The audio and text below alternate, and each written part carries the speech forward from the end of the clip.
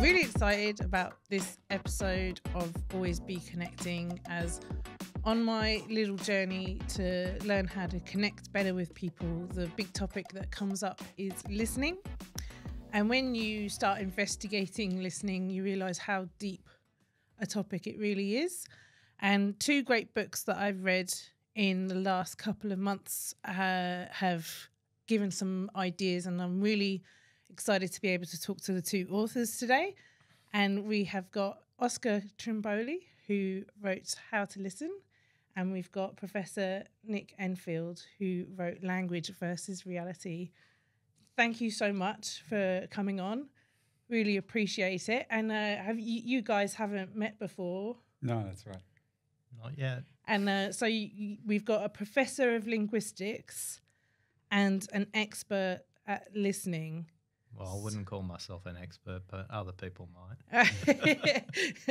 And do you want to talk a little bit about your sort of why you sort of landed on these topics and the rabbit hole that you've gone down in your career? Should we start with you, Oscar? No, mine's pretty simple. Started in a boardroom in April 2008, and 20 minutes into a 90-minute budget setting meeting, my vice president, about as far from you as I am right now, said to me, "Oscar, we need to talk immediately after this meeting." And I did not listen to another thing Tracy said, because all I was figuring out is how many weeks of salary have I got left, because Tracy never says that to me and I'm surely going to get fired. So the meeting finished at the 70-minute mark. Was quite unusual for a budget meeting. They normally run over. And everybody picked up their computers and their notebooks and made their way out of the boardroom, which I tried to do also. And Tracy said, "Please close the door, Oscar, because what I have to say to you is really important." I thought, okay. So I close the door and I start to walk back to the boardroom table. And about halfway towards the boardroom table, Tracy says to me, "You have no idea what you did at the 20-minute mark, do you?" And I thought, awesome, I'm getting fired and I don't even know why. And I sat down, and she looked me straight in the eye and she said, "If you could code how you listen, you could change the world." What I heard was, woohoo, I haven't been fired, and all that money that evaporated from my bank account in the prior 70 minutes stayed there. And ever since then, I've tried to figure out how to code how to listen, because I think the difference between hearing and listening in a business context is the action you take. So that rabbit warren started in 2008, where I started to code how to listen. Code is an interesting word. Well, remember, we're working at Microsoft at the time, so code Okay. is a fairly natural piece of language to use in that context, which Nick will tell us all about how your environment forms the intersection of a situation, a relationship, a context, and it can all vary. So when Tracy said if you could code how to listen, I said the only thing I could blurt out, and I think this is interesting for any leaders who are listening out there, the stories that we tell ourselves when they make a comment are completely different to what your intention may be. So Tracy's intention was to compliment me, to give me some feedback, to notice something that other people probably hadn't noticed the way she had before. And what she said and what I heard, completely different things, because as Nick will talk about is, you have all these filters in front of you that your language upbringing codes for you. It could be all different kinds of prescription glasses that have different lens distances that you look through. And all I could say to Tracy was, "Do you mean code or code?" Which is like, what does that even mean? And she said to me, "Code, Oscar, software." Because I thought, oh, maybe she wanted me to make it into a method or a pattern, or maybe she wanted it in a training course. I didn't know what code meant, Yeah. We've collected 33,000 workplace listeners' feedback now about what gets in their way when it comes to listening, and we've coded that, but we haven't got close to coding it into software, because even though we're on the 4th generation of the data model, my researcher that does all the maths behind it's just like this model is not valid, which Nick will be able to tell you all about from an academic perspective. But it basically means can we get consistent, repeatable outcomes all the time in different contexts? So is this true for someone in a big company versus a small company? Is this true for somebody who's at the beginning of their career versus at the end of their career? So that's where it started. You know, we've got playing cards and 3 books and jigsaw puzzle games and the online assessment tools and all those things, but we're nowhere near coding how to listen, even though it's cheaper than it was in 2008 to do that now. So initially your listening journey, let's call it, came from trying to replicate it in a program? Yeah, so I was not trying to replicate how I listened. So Tracy said if you could code how you listen, you could change the world. And I knew there are many ways to listen. And that just got me deeply into the academic literature, which I spent probably 5 years reading kind of part-time while I was doing a full-time job to try and understand what are all the various models and how do people think about listening. But to do that, listening's a simultaneous equation. You have to be able to speak and listen at the same time, and you change positions in the dialogue all the time. So that got me curious also about the role of the speaker.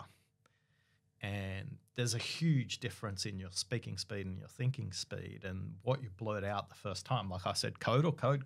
Like that's all I could get out because my language wasn't fully formed for that context. It became a curiosity to me. So, yeah, I've worked with professors in Jerusalem and the Netherlands and the US and the UK to try and understand it, not just from a listening perspective. It's more from communication because all my work is workplace listening. It's not therapeutic listening. It's not how a psychologist would work or how an anthropologist would work, which is Nick's field. So that's how it started. Yeah. And then you, Nick, how did you fall down the rabbit hole? I've never thought about myself as working on listening per se, but certainly on communication and the kind of way in which 2 people are calibrated when they're in an interaction. And so that is really about how every bit of communication is a collaboration in a certain sense, right? So I'm telling a story, you're listening, the kind of feedback that you give me during the course of the story is actually going to help me to tell my story better, or it's going to derail me or what have you. So listeners, in terms of some of the work that I've done, listeners are not only needing to pay attention for their purposes, but also contributing to this interaction. So my way of getting into this, it's a long path and I won't tell it all, but as a linguist professionally, my work really began in working on minority languages or languages that are not very well described. So there's some 6,000 or 7,000 languages spoken in the world today. Most of them are not written. Most of them are not been researched very well. So my sort of training was to go to the field. I work in Southeast Asia, particularly in Laos, where many different languages are spoken, and it's really to study those languages, you spend time in villages with people, recording their speech. And I've focused a lot of my work on conversation, collecting recordings of conversations, working with people who can explain what are the words and what are the idioms and what's the grammar, and helping to actually document these languages. But working in that way in a community and focusing on conversation puts speaking and listening really in your face, right? So you start to try to analyze and understand it, and in particular to try to compare what's known about speaking and listening in really different cultures. So that's obviously in my field, kind of the linguistic side of anthropology. It's about trying to discover what is it about language use that is universal or sort of basically human, and what is it that is more culture specific or more kind of inflected by whatever the local context is. So that's kind of where I started, and I've always had a few different irons in the the language research fire, but really I guess what I've come to focus on is to think about language as a collaborative activity. And I think oftentimes we think very much of language as a sort of an information sending kind of device, right? You know, you have a message, you write it down, you put it on a piece of paper and send it, you know. But actually in real life, as we use language, my production of language is being affected by how you're receiving it, how you're signaling that receipt and so forth. And so it's very much a collaborative effort. So from my point of view, that's been what I've been interested in looking at, and I've collaborated with many people who've looked at that using other kinds of techniques like experimental techniques or what have you. So that's kind of my way into this. Nick, in Laos, in those communities, how do they express numeric values? Do they have very 1, 2, 3, 4, 5, or is it few and many? How do they express numbers as an example? Well, languages differ. So in Laos, there's at least 80 different languages. So there's quite a bit of variation.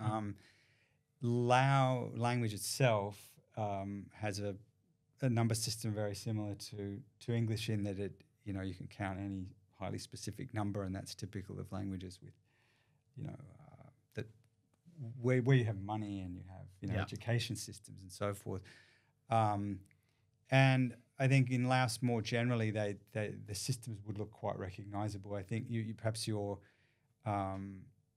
thinking of languages, many in the world, that don't really have the same kind of number systems, and you'd find them in some areas, for example, in the Amazon or Aboriginal Australia, but not in Laos. Yeah, that's Australia was the one I kind of came to mind straight away as most people assume that numbers are the same all around the world, but they're not. Right.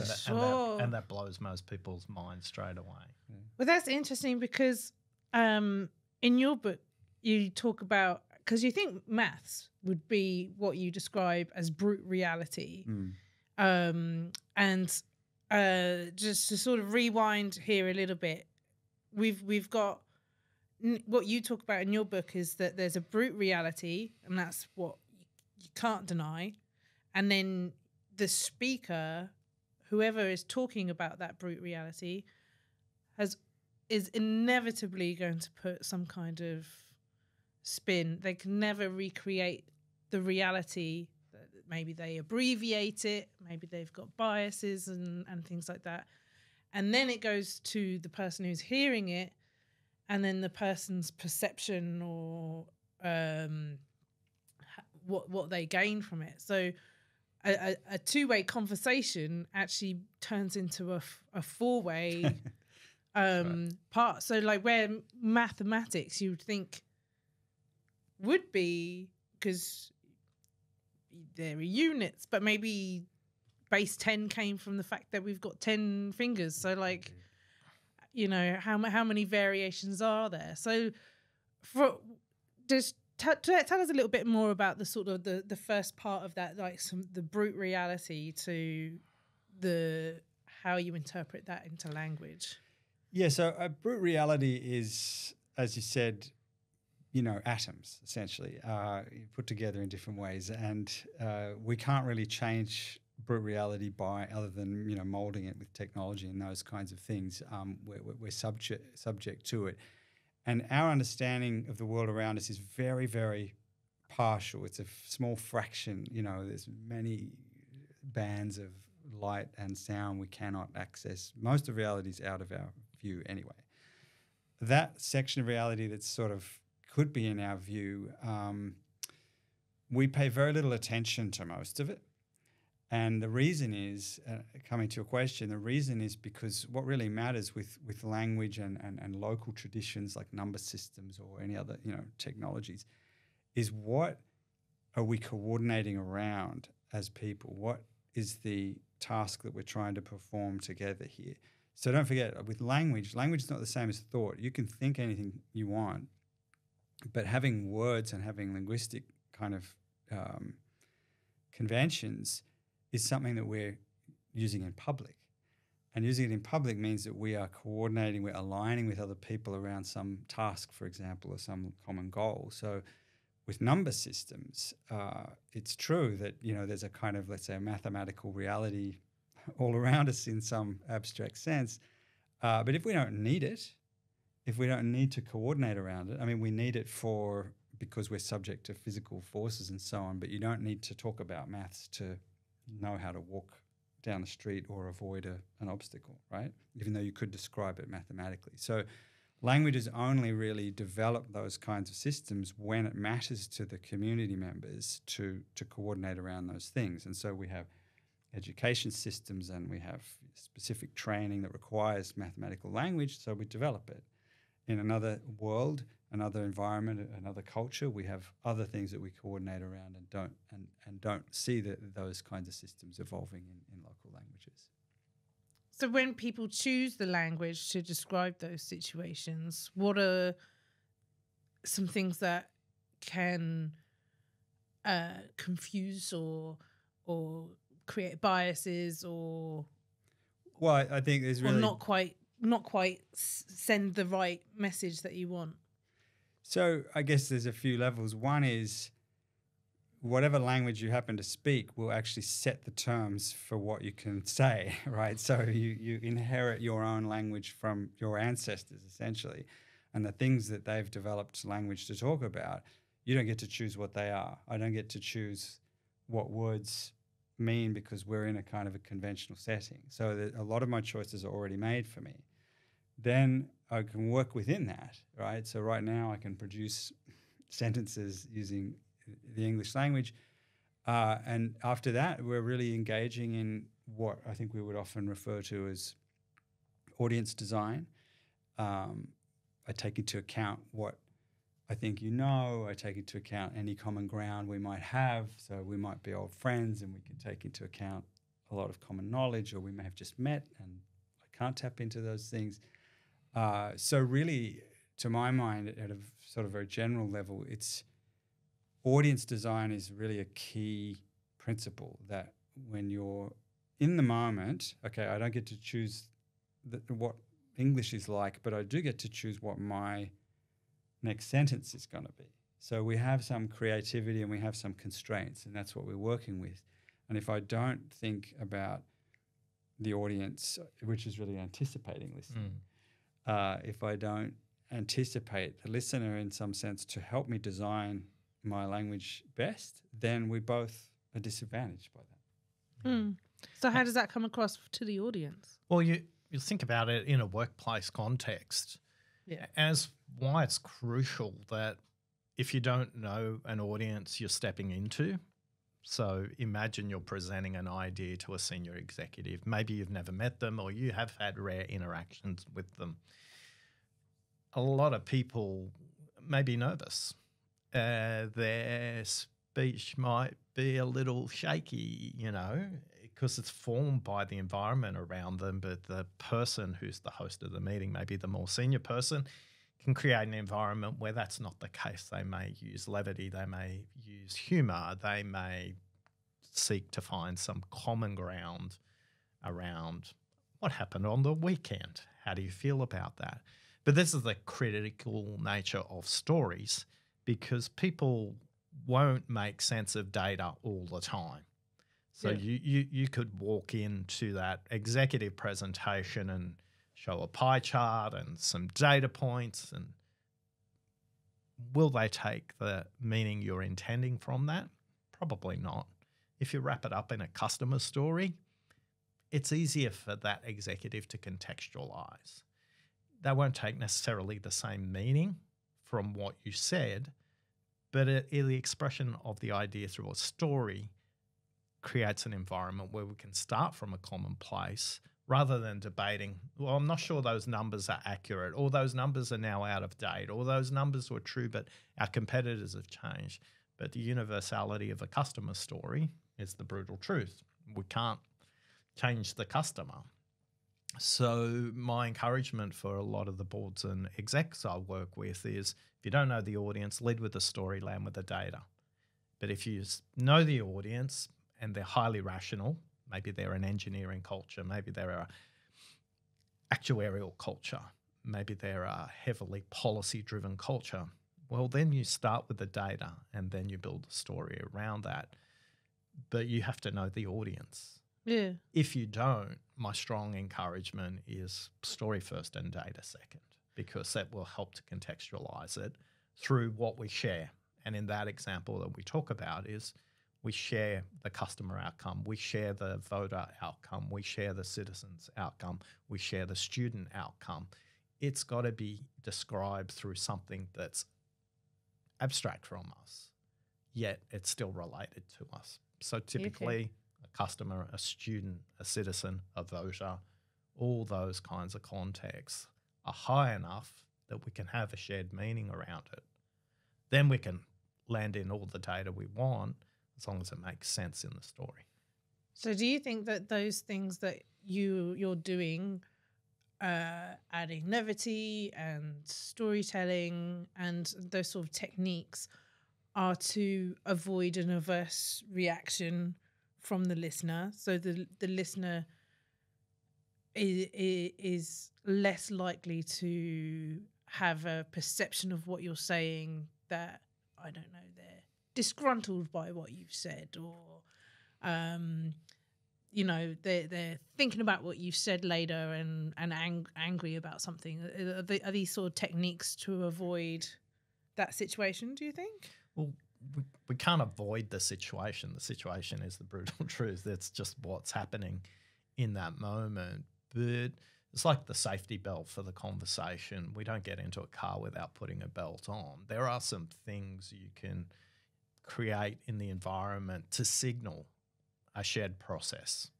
So the example I use with levity is that if there's a power differential in the group, maybe humour's a way to do it. If there's a power differential in the group, maybe there's a shared experience that's independent of the work environment. What did you do on the weekend? What's your favourite movie? All these kinds of things are really simple things to anchor ourselves in. We've got a shared humanity. They're equal to me, I'm equal to them. And because I work with a lot of leaders where the power differential's just inferred, I'm the chair, I'm the CEO, I'm the chief financial officer, all these kind of titles. One of the things I work with them on is it doesn't matter what you say, what matters is what they heard, and how are you using language to understand what they heard, not what you said. So in a lot of cases, I'll just give a simple example here, is get them to describe what they just heard, but not from their own perspective.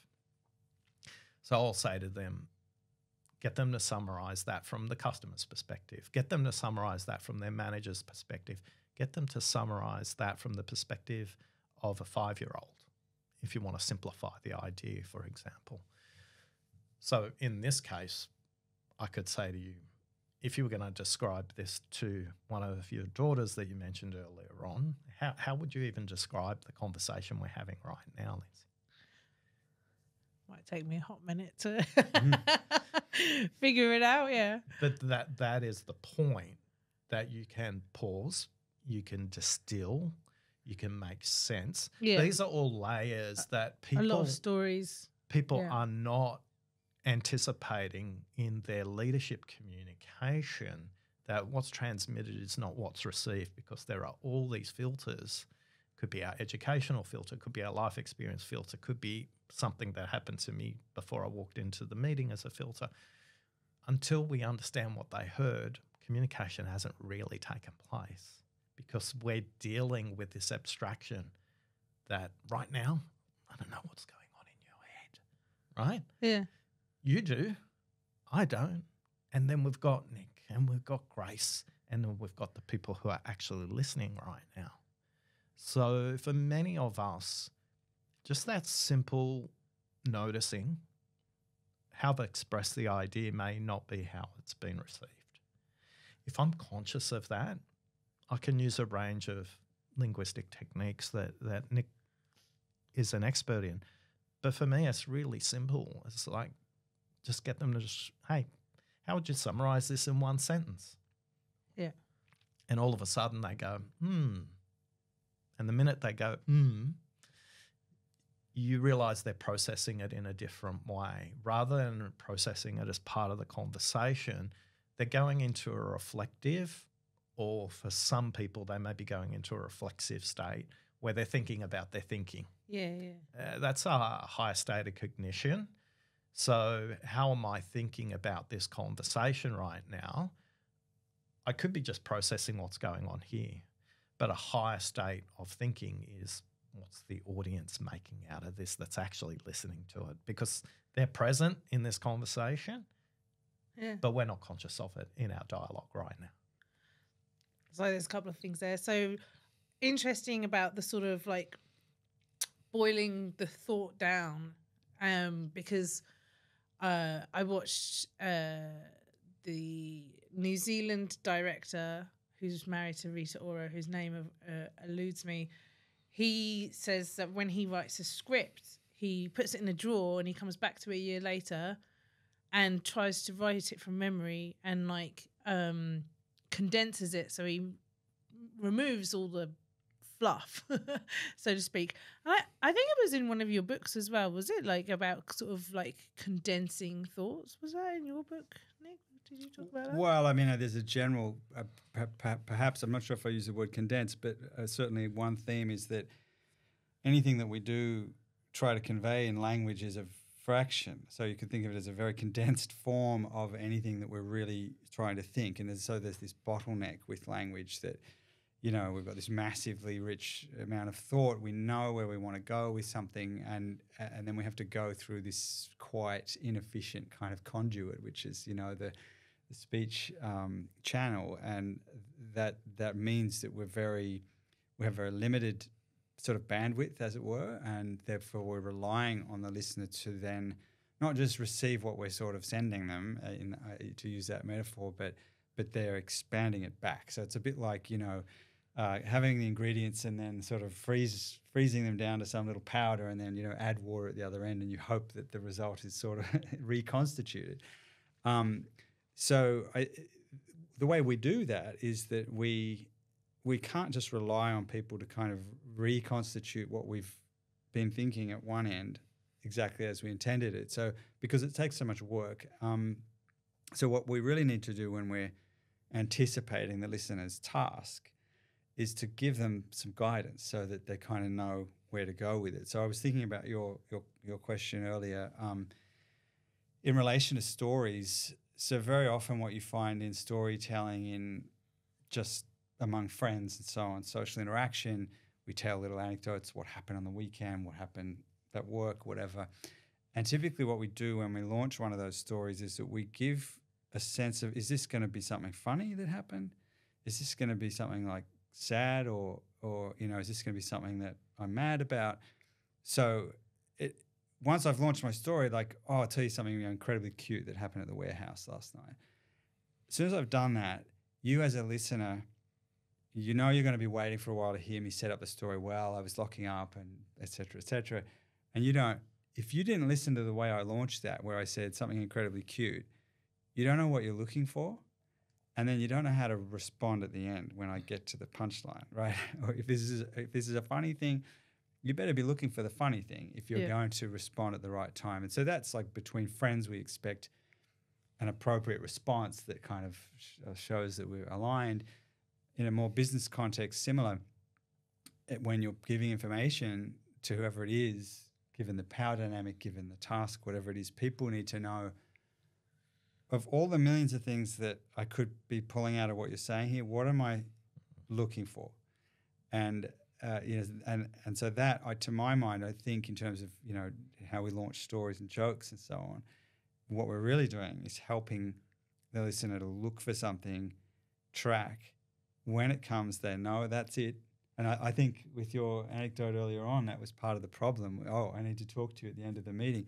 No framing around, this is going to be great for you, this is going to be bad for you, or anything about what even it is. And, sure. And I think that's the reason why those types of, when you project an interaction into the future in that way, if there's no framing, and that's what language really is all about. It's all about framing. If there's no framing, then you don't know what to do with it. And that's the reason. True. And well, my partner suffers from that, particularly where someone says, I want to speak to you tomorrow, and he's a highly anxious person, so he would actually be anxious for 24 hours until that till that comes, and the speaker would never mean to create that anxiety. No, so I think it's not very nice for the listener if what you're making their life more difficult in some sense if they're not getting that kind of pre-packaging, but it's also not as efficient. So your interaction goes off the rails, or it takes longer than it should, or it's less fluent than it should be. So that's a really, I think, a key piece about going back to your earlier question about how you kind of start something off. You're really doing is giving some guidance as to where we're going to try to end up. And in the same vein as well, where we're talking about people's reactions to something that hasn't been framed very well or something, is there's a lot of words in the English language that are quite loaded. I think I wrote some down, like you sound frustrated, or I'm really worried about you, or something like that, where you're transferring something from yourself to the other person. Do you want to speak a little bit on that? Well, I mean, just briefly, that things like you sound X, you're quite right that's really sort of, I'm telling you how it comes across to me. An alternative is to say you're obviously frustrated, or you are frustrated, or, so we can package those things in many ways that are, I mean, we have those kinds of words for a reason. They're appropriate to different contexts and to not other kinds of contexts. And so I don't think that you want to say, or you must never use those types of expressions. It's really my usual kind of response to questions like that is to say that what we really need with language is literacy in some sense, like the true reflection about what these kinds of words are doing. And then once we kind of get more aware, then we can use them more mindfully. We can use them, in interactions that where we realize, okay, this is an appropriate way to package. I want to say something about how this person sounds now. Yeah. And, there's no rule that says you must never say you sound this or you are this. But what the rule is, is figure out it takes a lot of work, right? Figure out what all these devices in language do, and then, learn how to apply them to the right context. And if you think about adjectives in language as the signpost for the conversation, a lot of us, if we just spent a little bit more time listening to the word in front of whatever we're describing, heavy can mean all kinds of things. It's what is heavy connected to. What I've learned from having conversations with many anthropologists is that in each different context, these adjectives are signaling things that are appropriate for the cultural context that person comes from. And when I talk about cultural context, I'm talking about the workplace culture, because not only are organisations different, but departments within organisations are different, and even the leader within the department and the different teams, they all have completely different ways of describing fast to one team, or rapid, or whatever adjective they want to use. It has a completely different meaning within that context. So for many of us, we're not even conscious to listen for the adjectives or conscious of the adjectives we use to describe. And I play this very simple discussion with highly rational groups in executives. And I say, I mentioned earlier on that I have dyscalculia, which means I flip my numbers around the wrong way. But I think 3 is half of 8. A lot of them will go, oh, he told us he has dyscalculus. He doesn't understand the relationships of numbers. But then I'll pop back and go, hey, earlier on I mentioned 3 is half of 8. What was going on for you? And most people will go, well, you're wrong. You meant 4. You're wrong. Or didn't make sense, but I think 4 is the answer. And I said, well, what if you realised I was thinking in geometry, not in maths. If you actually drew an 8 and then you got a pair of scissors and cut it in half, you've got 2 3s. And for some people, you see a penny drop. For most, you don't. I said, well, let's draw that 8 again because 0 is half of 8 as well. And they go, it's like, so you turn 8 horizontally, you've got 2 zeros there. So this is why, unless you're framing the language effectively, me throwing out there the 3 is half of 8 in the middle of a conversation, it's a deliberate learning technique for the group because I'm trying to teach the group, are you listening for similarity or are you noticing difference? So in that case, they're going to similarity first because they're going, no, it's 4. Yeah. You're wrong. And then eventually when we start to unpack it a bit and we go, okay, are you having conversations with people where they say 3 is half of 8 and you just go, they're wrong? And they go, oh, yeah, all the time. And I go, okay, so how can we get into dialogue that's more effective so that what's said is what's heard with the same intention? And as Nick mentioned earlier on, there's so many costs. You've got language that's way out here that you've got to bring down here. You've kind of got to go from telescope to microscope when you go into dialogue or low bandwidth to high bandwidth kind of conversations. For many of the leaders that I work with, noticing what they say is a third of the conversation. It's how it's heard by the other person, what meaning they make from that, and then what action they take from that. So if they're driving some kind of change initiative or we need to become more customer-centric or whatever that statement is, this piece of information that they want to consistently communicate to their team, how do we become more customer-centric for somebody in the contact centre versus somebody who's in the finance department can mean 2 completely different things. Yeah. The concept is universal because everybody has a customer in that context. But the point I make to them is if I say 3 is half of 8, are you clear what I mean? Because most people don't. And a lot of leaders communicate in a language that is like 3 is half of 8 rather than something that people can make meaning from, which is a story that's got a beginning, a middle, an end and consequence in it as well. So can you catch yourself from, because if you said 3 is half as 8, I'd be like, no, you're wrong. And so that kind of frustration, is that a bit of a signpost to yourself of like, am I really listening here?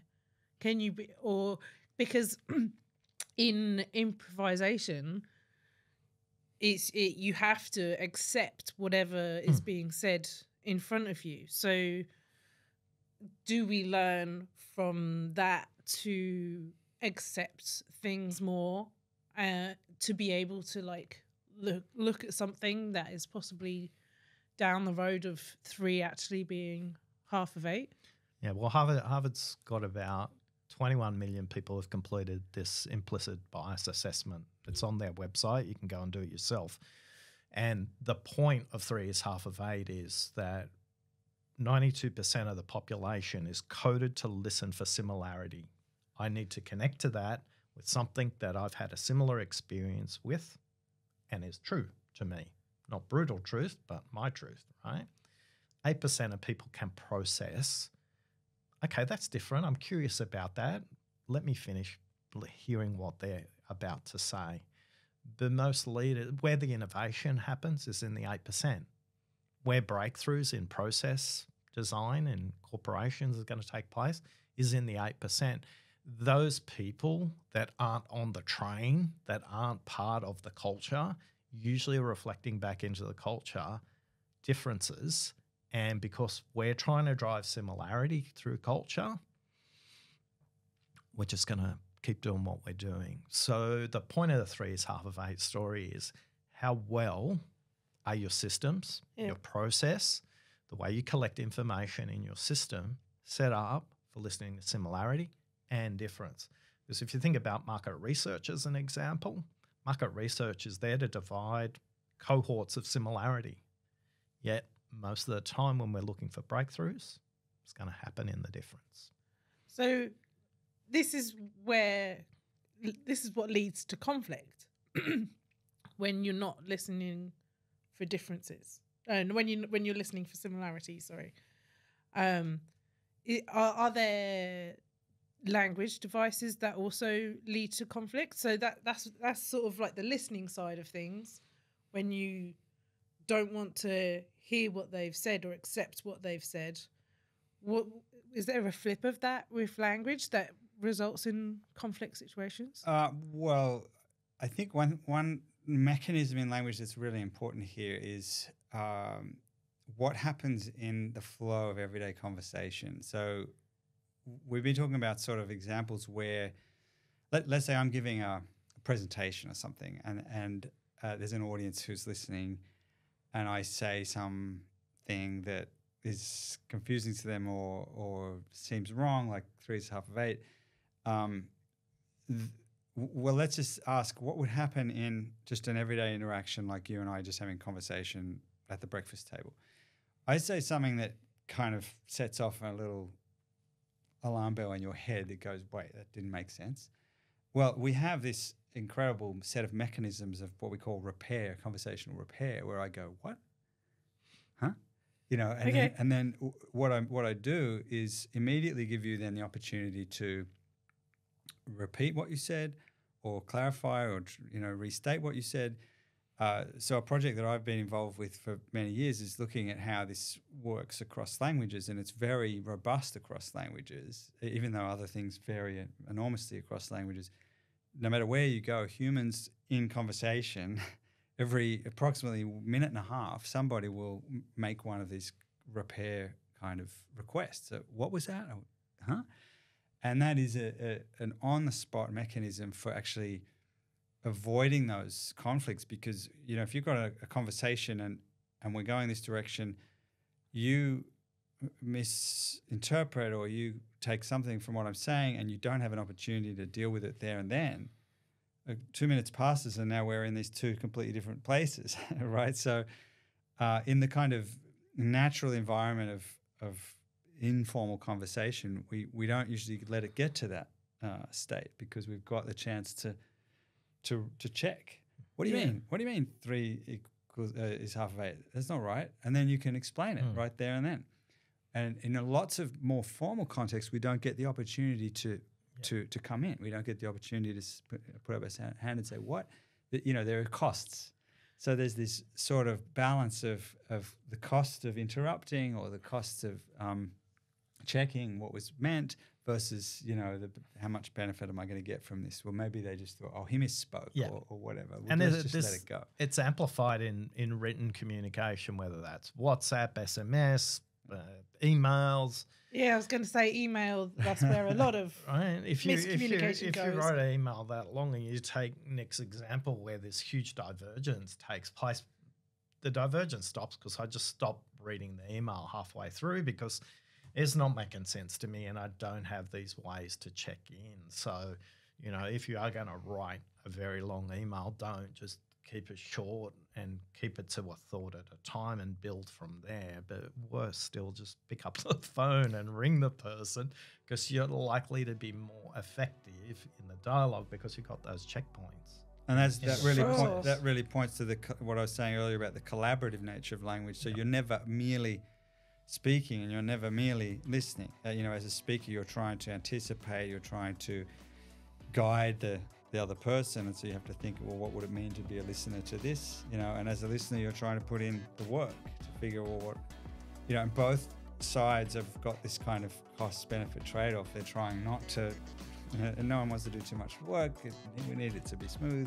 But on the other hand, we want to get to the same destination in some sense. If you enjoyed that, stay tuned for next week, and we're going to continue our chat with Nick and Oscar.